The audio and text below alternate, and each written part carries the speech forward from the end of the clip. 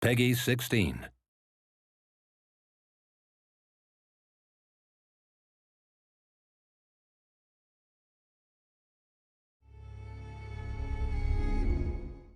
Hello world, I'm Patricia, and this is... Hi, I'm Dom. He is our... Campaign designer. Yes, and we're from Creative Assembly, and we are about to do a Let's Play video on the campaign map. So, do you want to walk me through what we're going to see today? Yep, well, we're going to begin off just by showing you the front end and introducing you to the factions that we've been revealing over the past while. Sweet. I mean, this is the front end at the moment. May change a little before we release, but you get the idea. We have our factions, or our major faction groups up top here. In this case, we have Rome selected. You can see that we have the three families, the houses you can choose from. Cool. Now, each major faction, that is Carthage or Rome, or each faction group, Eastern Empires, Britannic tribes, Gallic tribes, successor kingdoms, and Germanic tribes, have a sort of a unifying faction trait. Now, in the case of the Romans, they get this little experience gain rate boost to their heavy infantry, and they get some food production bonus across their provinces. Everyone likes bread. Everyone likes bread, and circuses. Yeah. And then these remaining three traits are actually specific to whichever faction or family you pick. So in the case of these guys, the Cornelia, we have they're great administrators, obviously important statesmen within Roman politics, so you get a little tax bonus.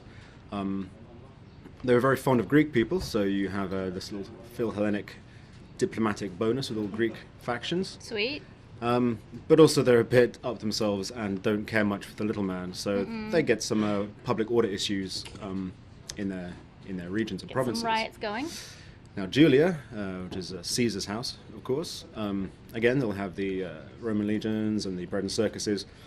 But they also have a Romanization bonus, which means they can convert provinces to Latin culture a lot faster than the other two families can. Countered by their drawback, which is the fact that no one really likes them because they're so keen on crushing everyone's everyone's culture, that they get some penalties to public order there. But they're also destroyers of barbarians. Obviously, Caesar was the guy who conquered Gaul. We thought we'd give them a little bit of a boost when conquering barbarian tribes, so that's their thing. Cool, very cool. And then Junia, a family which was, I believe, one of the founders of the Republic, one of the people who ousted the king and started the Republic back in the day, was from this family. And so they have this founding fathers trait, which gives them a little bit of a public order bonus when they are,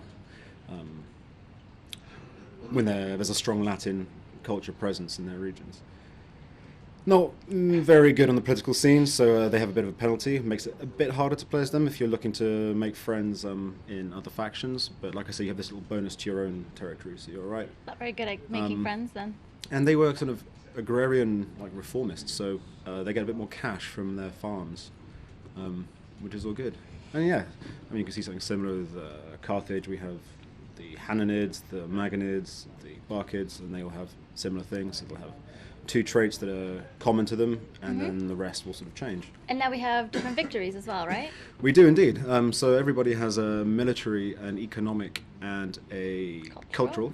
Yep. So that's here, pretty cool. Military, control X amount of settlements, maintain a number of units, research military technologies. In the case of the Carthaginians here, they have the additional fact they need to maintain naval units rather than just any old unit, because they were known as a naval power. So that's very important. And then the economic victory, trade relations, very important. You need to hold the resources. You need to be making a lot of money to win. Research civil technologies. So would you say some victories are harder to do than others, or are they just styled differently? Well, I think it depends how your campaign evolves. The fact is, you're not actually tied into any one victory condition. You're sort of playing along. You might be thinking, I'm going to crush my enemies, and you're going for it, and then along the way you think, well, I'm actually having a very hard time of it, but I'm making a load of cash. Yeah. And I have all these important resources, and I've got these regions, so maybe I'll just consolidate and see if I can't win another way. Yeah, cool. That's cool.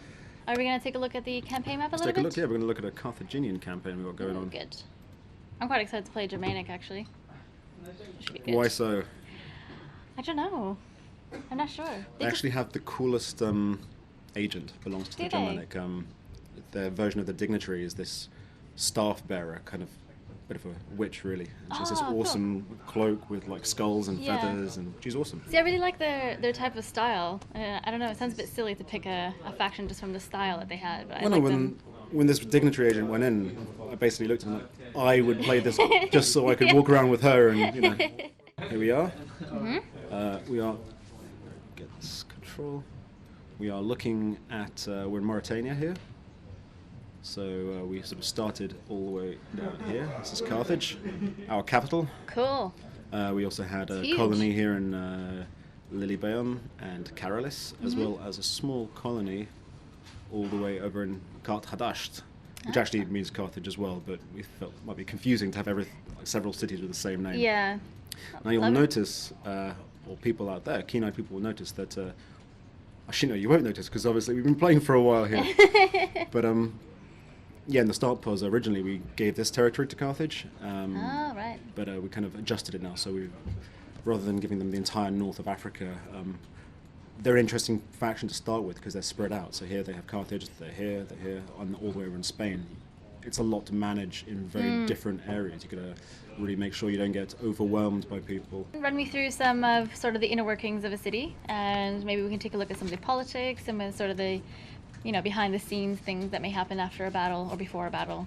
Well, what you're going to see here is we have an entire province, the province of Magna Graecia, which we've conquered both from the Romans and from the poor fellows of Syracuse. And by selecting one of the settlements here, you'll see we bring up the entire province panel. If we didn't own all the settlements, these would be sort of blocked out, and we need to get visual confirmation to be able to get sort of spy information on these places, see what's inside them. But as you can see, we've got a lot going on here. And we are currently running an edict. This is the Stimulate Trade Edict, which gives a considerable boost to all your income from markets and trade ports. Obviously, you can't run these edicts unless you own the entire province. So if I say go back to Carthage, I just have the one settlement.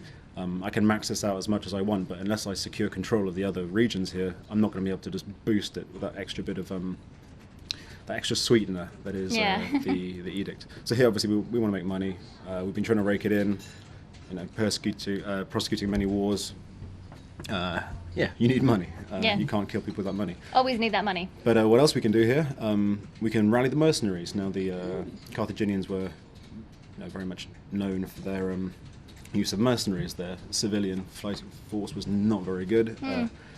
Lots of their own citizens were fighting in the navy, but so if you want to add to your mercenary units, you can, when you have an entire province, go to rally mercenaries. Look at the little green. Everyone's celebrating. Well, in this case, they're celebrating. That's a population buff. You can see there. If it's a military buff, it'll have red confetti. And cool. if you're making lots of money, then it'll be a gold one. Gold one. Yeah, so visual confirmation, you set off your edict, you get this confetti effect. You can see it across the map in other places as well, assuming other people are celebrating. But I think these guys are caused to celebrate. Now you'll see here that the Etruscan League have actually kicked the Romans out of Rome, which is quite an unhistoric turn, but hey, that's what this game's about. It's about creating the sandbox and exploring it. Making your own history, or letting the AI sometimes create its own history for you. So here we are. We have the overview map, which I'm sure many of you have seen. Sorry, we don't care about unrest right now. What we care about is the map. Yeah, many of you have seen this in the E3 video, of course. The world is huge. Massive. And see, these are all the people I know. It's actually quite tragic because, you look at this list. Wow. See that Rome has been destroyed. Now there's lots of other people for us to kill, so it's not such a big deal. But look at all those people. Yeah. So we've done a bit of exploring. We've seen some ships around. You can see that we've got trade relations going on, and by trading with people further afield, you reveal more and more. As in Shogun 2, you have to encounter a faction before you can actually deal with them. Yeah, and you've made some enemies as well. Well, of course, not everyone is going to be on good terms. Like here, the Seleucids, for example. They have not much of a reason to like me. No. I'm dealing with their enemy, sorry. You can see I've dealt with them in the past, so they have some goodwill. But when combined with the fact that I'm basically trading and being all pally with some of their worst enemies, it doesn't add up very well. Are you going to try to rectify that, or are you just going to... Well, they're a bit far away for the moment. I'm sort of concentrating on this area here. Not a problem. The minute I start moving across, or if they survive and make their way across and start conquering, when we encounter each other, chances are it's going to start off very badly. Cool. And yeah, and as someone who is, on good terms with me, we have the Celtiki, or however you want to pronounce that. Cool. Well, thank you so much, Dom, for taking me through this, and I guess see you guys around. I'll see you soon. Thank you for watching.